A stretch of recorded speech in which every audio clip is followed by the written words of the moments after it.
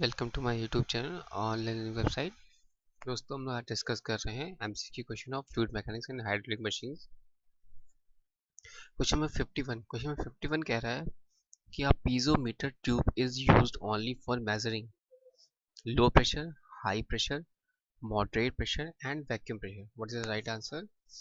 आपको बताना है कि पीजोमीटर ट्यूब का यूज करते हैं only for measuring low pressure के लिए, हाई प्रेशर के लिए, मॉडरेट प्रेशर के लिए and vacuum pressure. What is the right answer is 51 का C, that is your moderate pressure के लिए, यानी पीजोमीटर ट्यूब का हम लोग यूज करेंगे only for measuring for moderate pressure.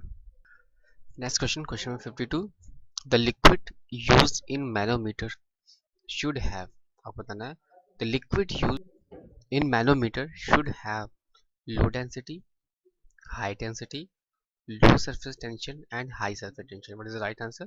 Liquid used in manometer should have 52 का, what is the right answer is 52 का D, that is your high surface tension. Liquid used in manometer should have high surface tension. Question में 53 पे आते हैं दोस्तों। Question 53 कह रहा है कि मैनोमीटर का यूज करते हैं टू मेजर करने के लिए क्या चीज? Atmospheric pressure, pressure in pipes and channels, pressure in venturimeters, difference of pressure between 2 points in a pipe. What is the right answer? आपको बताना है। क्वेश्चन नंबर 54 कह रहा है कि आपको बताना है कि एक मैनोमीटर का यूज करते हैं। Manometer is use to measure low pressure के लिए, मॉडरेट प्रेशर के लिए, हाई प्रेशर के लिए या एटमॉस्फेरिक प्रेशर के लिए। क्या होगा right answer? Low pressure, moderate pressure, high pressure और atmospheric pressure.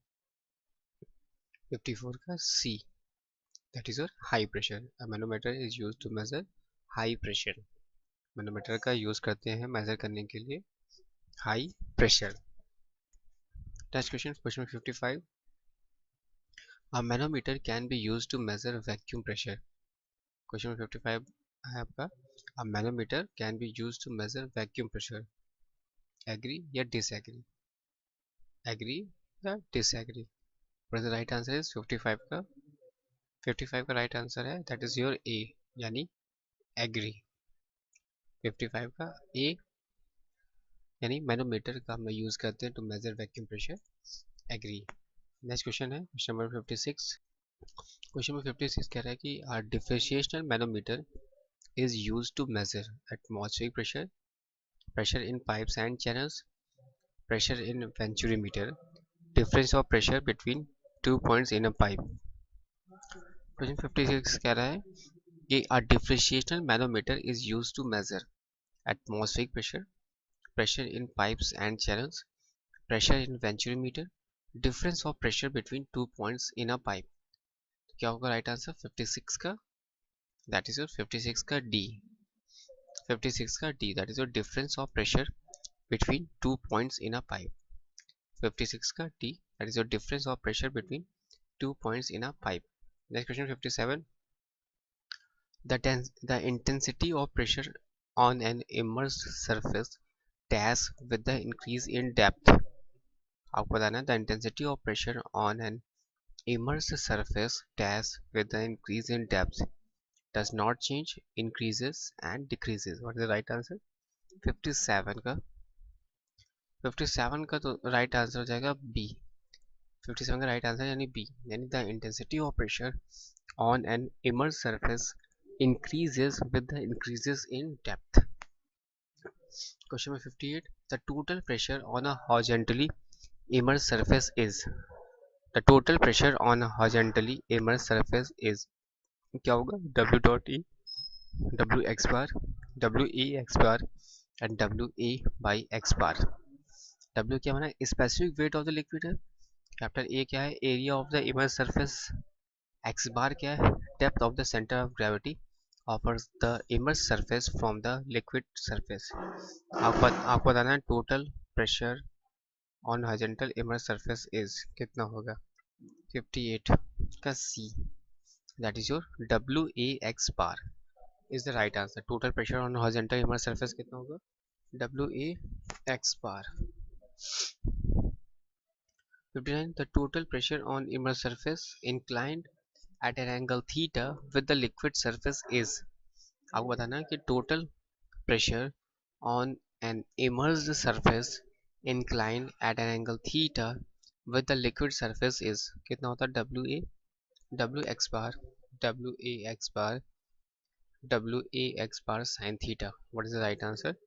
Total pressure on immersed surface inclined at an angle theta with the liquid surface is 59 का right answer आ जाएगा 59 का C, that is your W a x bar.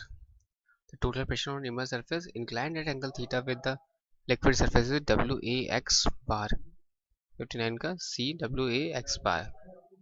Next question is 60. The point at which the resultant pressure on an immersed surface act is known as the point at which the resultant pressure on an immersed surface act is known as center of gravity, center of depth, center of pressure, center of immersed surface. What is the right answer?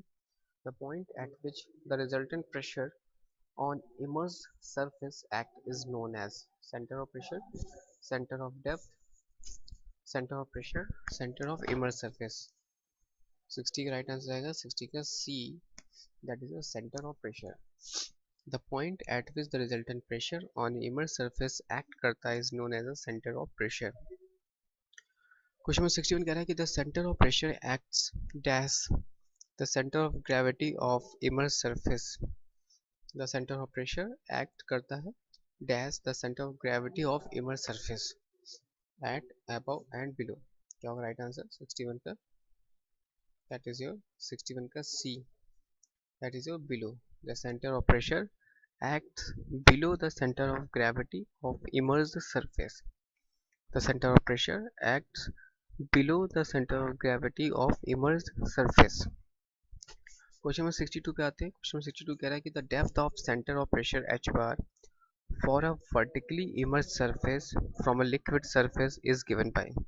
आपको बताना है question कि जो depth of centre of pressure h bar का है for a vertically immersed surface from the liquid surface is given by. क्या होगा? Ig ax bar minus x bar, Ig x bar minus ax bar ig plus x bar ig upon ax bar plus x bar. Ig क्या moment of inertia of the immersed surface about horizontal axis through its center of gravity. Capital A क्या area of immersed surface, x bar क्या depth of center of gravity of immersed surface from the liquid surface. What is the right answer is 62 का D, that is ig upon ax bar plus x bar. Ig क्या moment of inertia of immersed surface about horizontal axis through the its center of gravity. यानी जो depth of centre of pressure h बार है for vertically immerse surface का for the liquid surface का वो कितना हो जाएगा Ig अपॉन ax बार plus x बार. Question number 63 की बात करते हैं कि जो सेंटर ऑफ प्रेशर होता है for a vertically immersed surface lies at the distance equal to center of pressure for a vertically immersed surface lies at a distance equal to dash the center of gravity.